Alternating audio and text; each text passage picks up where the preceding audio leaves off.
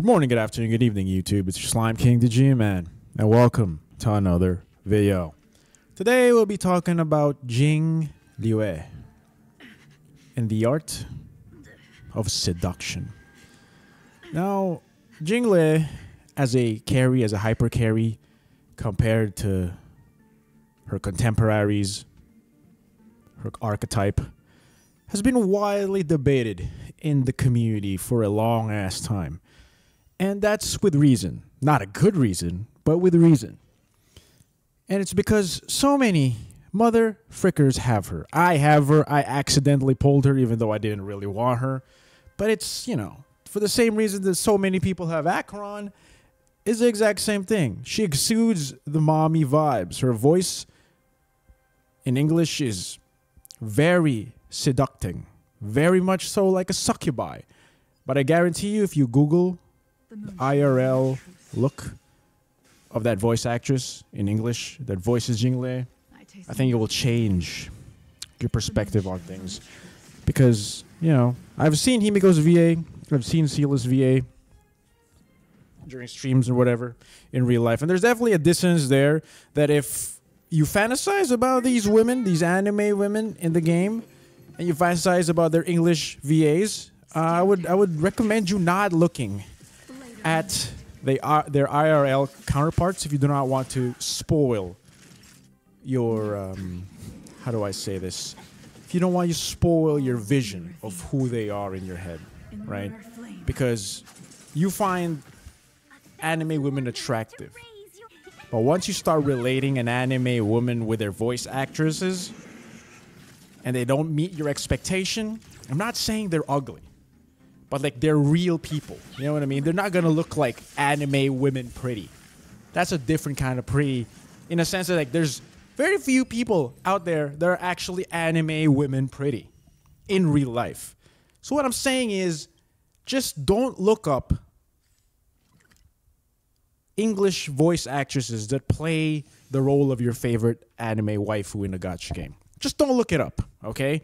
For Japanese VAs, well, that's a different kind of a story because, in my opinion, I'm not being racist here or whatever, but like Japanese people kind of look the same no matter what happens.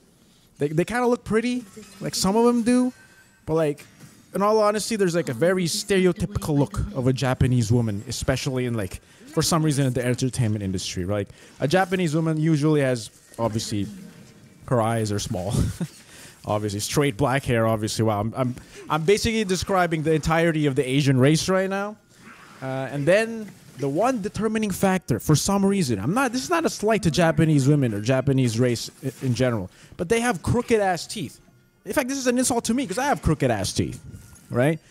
But for some reason, even in the Japanese adult video industry, where their looks is predicated upon their success, there's so many mother frickers who have horrible looking teeth. You would think that they would pursue dentists to freaking fix those teeth, but they don't.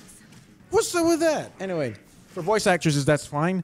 But like, that's like, you know, because we don't see their faces anyway, but like, they're like idols in Japan. So I would assume that they would fix their shit, but they don't. So that's like one of the defining characteristics to me. But, for some reason, like the Japanese language and the Japanese races of people feel like aliens to me. So like when I see like let's say I see the voice actors of Ayaka or whatever, what is it, Hayori Sayami or whatever, man, I'm butchering the name. I forget. Okay, I forget. But like whenever I see those kinds of people, I'm like, cool, you know. And then I hear the voice that comes from Shinobu culture, from a real person. I'm like, wow, that's kind of ephemeral in certain contexts. But that's just because, you know, Japanese people I regard as ephemeral in context. Whereas English VAs are kind of like just normal people I see. You know what I mean? That's just like there's no dissonance between it. Like they're too close to reality to me that like I can't associate them with an anime character. Whereas Japanese people, Japan in general, which is the origination of these animations, I can associate with anime. Which is why, even if the people voicing them in Japanese aren't as attractive as they are in game, I can still simp. You know what I mean? Whatever. I just went on like a 5-minute tangent about something wholly unrelated to the video. We're talking about Jingliu, okay? We're talking about Jingliu and the art of seduction. The thing is, a lot of people have been complaining for a long ass time in Pyridin Chili's. By the way, Pyridin is such a dumbass name. I'm sorry. Whatever. It's the same thing with Bellabog. I know it's like rooted in history and stuff. Bellabog just sounds like a stupid name to me. Feel free to disagree. Feel free to flame me in the comments. That's fine. I'm just presenting my own opinion. We're all deserving of our own opinions in life. I'm running a YouTube channel that's probably now dedicated to just my own opinions about stuff. And if you disagree, feel free to disagree. And also, while we're at it, if you're liking this video so far, why don't you go down to the goddamn comment section and tell me you like this goddamn video. Tell me that Japanese people have crooked teeth. Tell me right now. Tell me in the YouTube section right now that Japanese people, why do Japanese people have crooked teeth? Question mark, question mark, question mark. Tell me. Just so I know you listened to that whole entire tangent. Anyway, so Jingliu is a very debated topic, right? Because for a lot of MOCs, there's been a lot of ice weakness. And because there's a lot of ice weakness, Jingliu is at the top of the top. And some people are telling me, some people are telling you, the community, that Jingliu is the best hypercarry in the world. Probably not anymore since Acheron was released. But Jingliu is just so good that they're just brute forcing everything, you know, especially on Reddit and stuff. Just ignorant takes. But the thing is, Jingliu is just every single hypercarry in the game. Just like them. Just like any single archetype of a hypercarry. Jingliu is just like Acheron, DHIL, Sela, Jingyuan, Kafka. Any of those 5-star premium DPSs, it's exactly the same. It just so happens that there's ice in a lot of floors. But the thing is, if a floor is catered towards Sela, for example, in Pure Fiction, where you can abuse a Pure Fiction buff. When you use your ultimate, you get a 100% damage buff. Sela abuses the frick out of that. Does Jingliu abuse it? To a certain extent, but Sela can abuse the frick out of it because of her resurgence. So it just highly depends on buffs.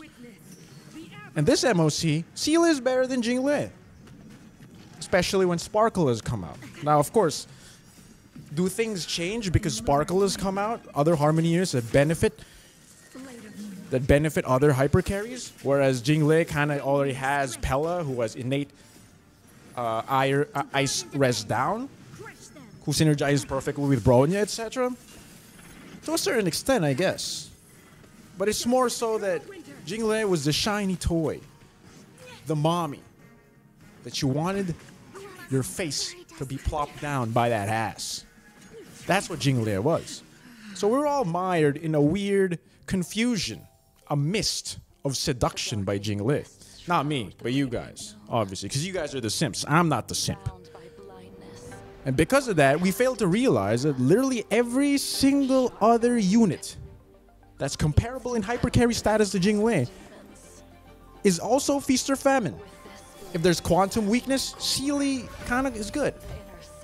If there's Lightning weakness, I mean, regardless, Acheron is good right now because of power creep, I guess you could tell. Because like power creep, there's definitely some, because like the DPSs are definitely getting stronger and stronger, and they are increasing the HP pools in MOC, but that's a video for another day, right? If there's Imaginary against Sam, DHIL is really good. There's Lightning weakness, Jingyuan is really good. Kafka's really good, right? But the same token, it's not just Jingliu that can brute force stuff. As you see on like Reddit and stuff and all these memes about, oh, there's no ice weakness. Oh, Jingliu is poor. I can still brute force it in 4 cycles. It's not only Jingliu. I mean, Acheron can now brute force stuff. Kafka can brute force stuff. With just dots with Black Swan or Sampo or Luca or Guanafin. Jingyuan can brute force stuff, as exemplified by the many loud Jingyuan, King Yuan mains. But you know who can't brute force stuff? Yanqing. So if you compare Yanqing to Jingliu, then you'll actually realize that like the premier limited 5-star DPSs are comparable. You just need to look at the standard DPSs in Yanqing. That's when you'll realize that's where the real gap lies. Because the other 5-star DPSs, they're very comparable. And the thing is, Jingliu, for all intents and purposes, so many people simp for her that most people probably have E1 S1s on her, right? And for the other people that don't care about Jingyuan that much, or DHL that much, or Kafka that much, they probably only have them at E0, no S1s even. The only comparable phenomenon to Jingliu is Acheron, where most people probably have E2s or E1s with S1s, right? That's the thing, right? There's no falling off that's happening. There's no anti-hypercarry propaganda that's being pushed forth because Aventurine is here, etc., right? Because with Aventurine, you can't just use single target buffers that don't have AoE because you'll die, etc., right? There's no propaganda that's being pushed because the hypercarry side is still good on first side. Hawkeye Star Rail is predominantly a game that wants you to stretch your resources out and not just vertically invest in one unit or in one team. It's always just invest in good supports that do a variety of things. Don't just invest in your Ruan Mei or your Pella or your Tingyun. Invest in your Bronya. Invest in your Guanafin. You know, invest in your Silverwolf. Invest in your Hanya, whatever. You just have to have a breadth of supports, and your hyper carry will be able to do the job, right? It's not going to be as fast as the optimal supports, but if a boss kind of needs a mechanic for you to live, or for you to kill it fast enough, then you're going to have to. It's called strategizing. You know, if you thought you could auto this game for the rest of your life, well, you know, you can. Just swipe. Just keep swiping, honestly. But that is the proposition that Jingliu has. And the way it has seduced us in the way that Acheron will seduce us in the future. I mean, it's kind of like that already. But like, just wait another 6 months. Sure, there'll still be a lot of Jingliu simps, but Acheron simps will overtake that. We'll be talking about how Acheron is just brute forcing everything, and Acheron is so unfair. But the reality is, Jingliu is not unfair. Acheron is not unfair. All of this is some MOCs favor some limited 5 stars more. And there are some limited 5 stars that are just better across all MOCs because of their kit, because of who they're supported by. But as more supports get released, the more that kind of levels the playing field. Insert Sparkle, right? Jingyuan got better, Sealy got better, Kafka got better, Shay got better, whatever, right? So at the end of the day, if you're contemplating whether or not Jingliu is still a good pull, she is. These DPSs are still a good pull because at the end of the day, the most important thing in Star Rail isn't the DPSs. It's the harmony units. It's the goddamn harmony units. Just pull all the good harmony units, aka all the 5-star limited ones, and then use the DPS you want. That's literally it. Like using Robin plus Ruan Mei plus Ting Yun plus JL. That's a recipe for success, even if they don't have real direct synergy or whatever. It's just because they're harmony units that buff up this hyper carry so much. And you'll probably, you know, 3-shot things. That's it. That's the crux to this. So like, the never-ending fighting, the never-ending gloating that, oh, my character can brute force, why can't you? Well, of course your character can brute force. Because number one, you simp for them. And you want to be pegged by them. And you have E1 S1, you have E2 S1. Yeah, that's normal. The average Jingliu simp probably has E1 S1. And with E1 S1, I could literally brute force. Literally any 5-star DPS with E1 S1 I could brute force. Even Kafka. Even Kafka. As long as I have a decent sample, I can brute force with E1 S1 Kafka. And Kafka's notoriously known for having to be the most teammate-reliant DPS, even with Constellations or 801s. So I hope you learned something in this video. Not just the Japanese VA versus the English VA dissonance, but also about Jingliu. Also about Acheron in the future. That none of this shit is actually true. It's just that Jingliu has seduced us into thinking she's the best because we simp so much for her. Because her design, her voice, the way she whispers in our ears that she wants to get pegged by us. I know you think I have a fascination about pegging, but like, that's only in my dreams. I promise you that does not happen in real life.